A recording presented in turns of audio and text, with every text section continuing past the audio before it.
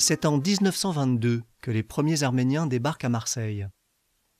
Beaucoup ont choisi la France parce qu'elle est la puissance mandataire en Syrie et au Liban, où se sont réfugiés de nombreux Arméniens après le génocide de 1915. En outre, la France a besoin de main-d'œuvre pour réparer les pertes de la Grande Guerre. Depuis Marseille, les Arméniens remontent la vallée du Rhône. De meilleures conditions de travail les attirent à Paris et en Île-de-France, notamment à Arnouville, en Seine-et-Oise. Nous avions une petite chapelle à Paris, rue Thouin, et là, tous les Arméniens se retrouvaient de toutes les banlieues de Paris, de partout. Et là-bas, mes parents ont rencontré, avec un de mes oncles, un monsieur qui s'appelait donc Movsessian. Peignamin, il s'appelait. Et ce monsieur a dit, mais à Arnouville, il y a des terrains avec des petites bâtisses sur le terrain. Mes parents étaient à l'hôtel, hein. Ils ne pouvaient pas travailler, ils ne pouvaient pas faire à manger, c'était très très difficile. Moi j'avais une tante qui avait 2 ans de plus que ma maman. Avec leur mari et leurs enfants, elles ont acheté ce terrain. Ça a été coupé en 2. Le côté où il y avait la baraque, c'était pour mes parents.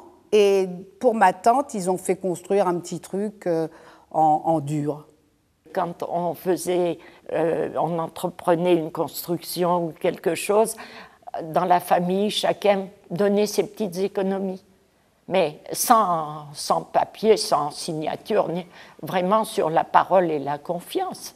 Et comme ça, on arrivait à avoir un petit pécule pour faire une avance de travaux ou d'achat.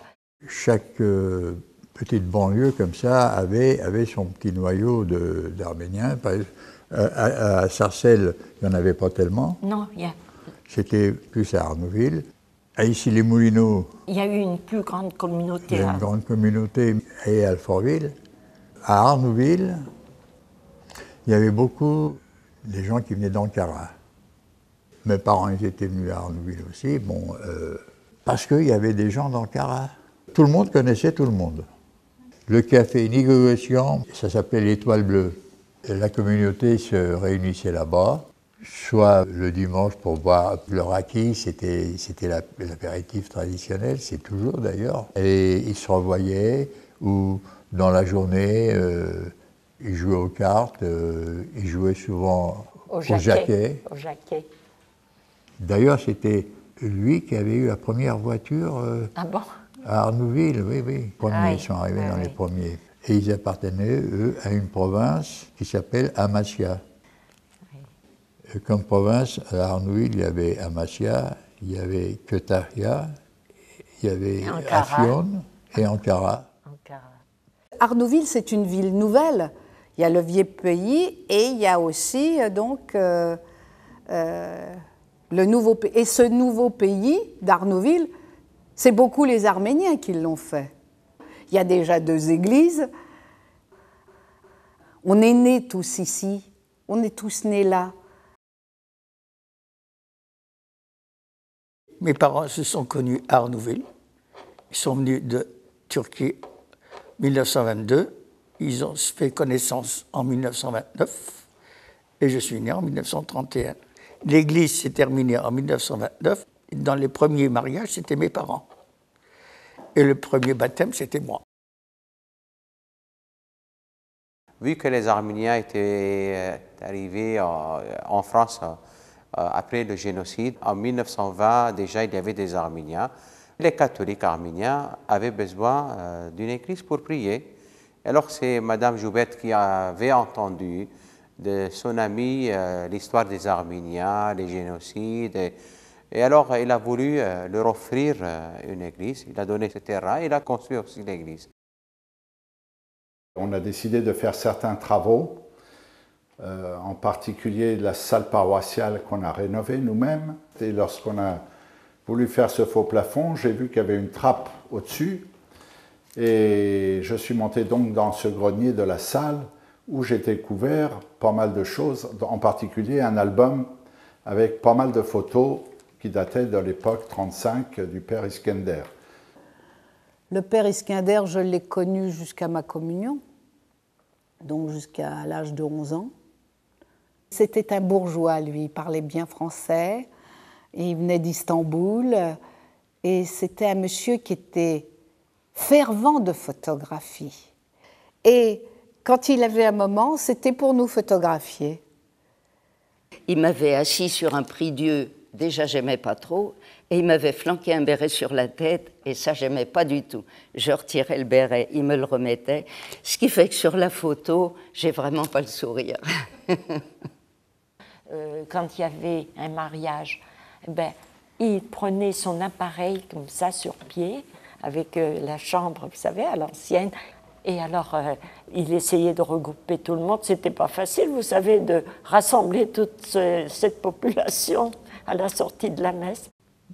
Tous les jeunes, on était dotés, ils nous les prêtaient évidemment, c'est des boîtes à savon qu'il y avait avant. C'était des petits appareils à photo comme ça. Ils nous apprenaient comment prendre une photo, et puis on en prenait, et lui il les développait. Hein.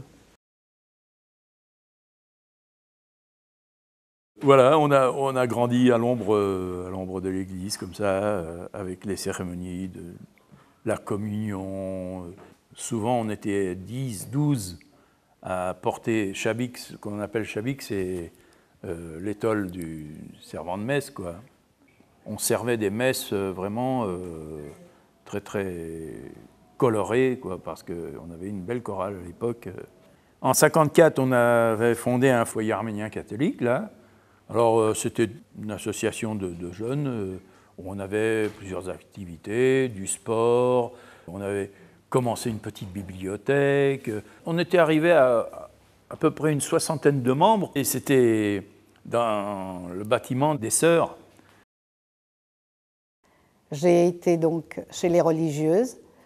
Nous, nos parents étaient d'Ankara et on parlait le turc à la maison.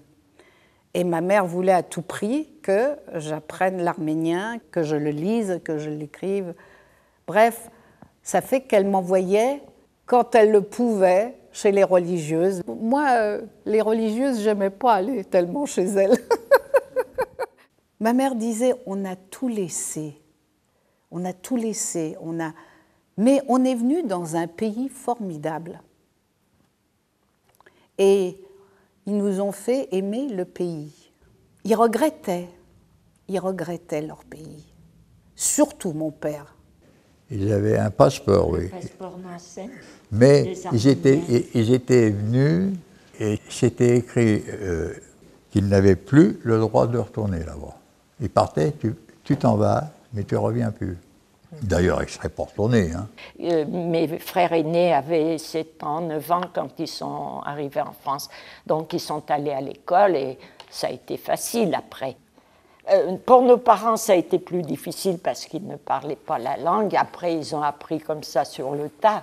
Mais bon, il n'y avait quand même pas le français parfait. Et à la maison, on continuait de parler la langue parce qu'on avait aussi une grand-mère. Et c'est pour ça qu'ils se sont un peu regroupés en communauté, étant donné qu'ils n'avaient pas tellement de facilité pour la langue et tout ça. Ils se trouvaient un peu gênés quand même. Hein. C'était difficile pour eux. À l'époque, les gens d'Arnouville, disons, ne connaissaient pas l'Arménie, ils ne connaissaient pas l'arménien, c'est-à-dire qu'ils ne connaissaient pas l'histoire. Alors, on était un peu comme des intrus. Bon, il y avait des petites frictions, mais c'était pas grand-chose. Et puis, par la suite, l'intégration, c'est bien fait. On s'est assimilé très facilement, très facilement. Il y avait beaucoup d'Arméniens à Arnouville qui travaillaient chez eux. On allait chercher le travail chez le patron, comme on disait, à Paris, chez le tailleur, qui préparait et puis qui nous le donnait et on le confectionnait à domicile. Donc, après, il fallait porter le travail. Alors, moi, j'allais souvent à Paris pour livrer. Voilà. À l'époque, il n'y avait pas beaucoup de trains. Il ne fallait pas rater le train à une certaine heure parce que sinon, il fallait attendre. Tu te rappelles? Oui. Oh oui. Et c'était des fois très folklorique parce qu'on courait derrière le train avec nos toilettes parce qu'on appelait ça des toilettes. On enveloppait dans des tissu un peu léger qui protégeait le vêtement et on le mettait sur notre bras pour ne pas le froisser jusqu'à l'arrivée de la livraison. Il y avait quelques tailleurs enfin, de vestes, vous voyez, des gens qui faisaient des vestons, et la plupart, c'était des pantalons.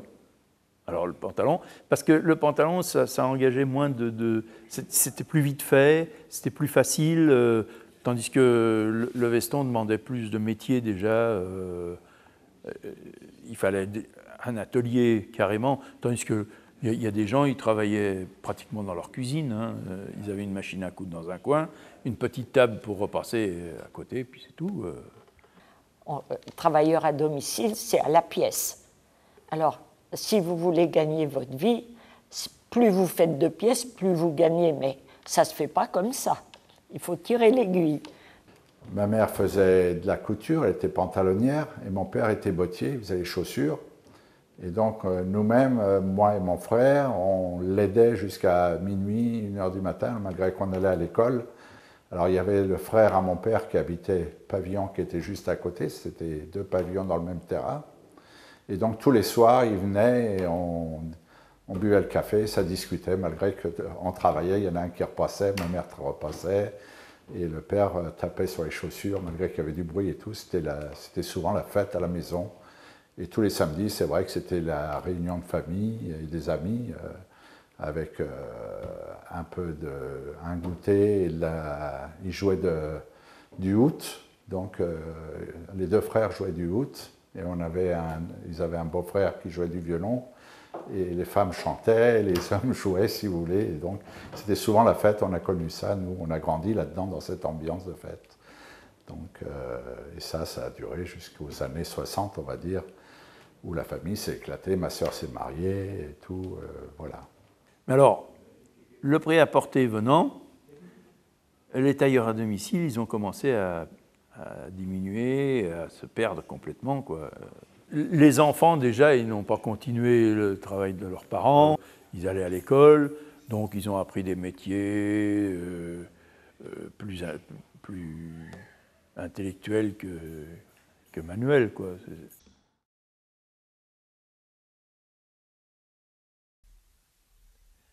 Tout au long du XXe siècle, la commune d'Arnouville n'a cessé d'accueillir par vagues des familles arméniennes, tout comme elle a accueilli Italiens, Polonais, Portugais, Turcs. Arnouville a constitué pour les premiers Arméniens un espace de solidarité propre. Leur intégration, qui repose sur une adhésion forte aux valeurs françaises, s'y est faite en permanence. Aujourd'hui, les Arméniens d'Arnouville, qui représentent encore près de 10% de la population, conservent leurs églises, leurs associations. Une école arménienne a ouvert depuis peu. Les jeunes générations se dispersent, mais les structures familiales demeurent fortes.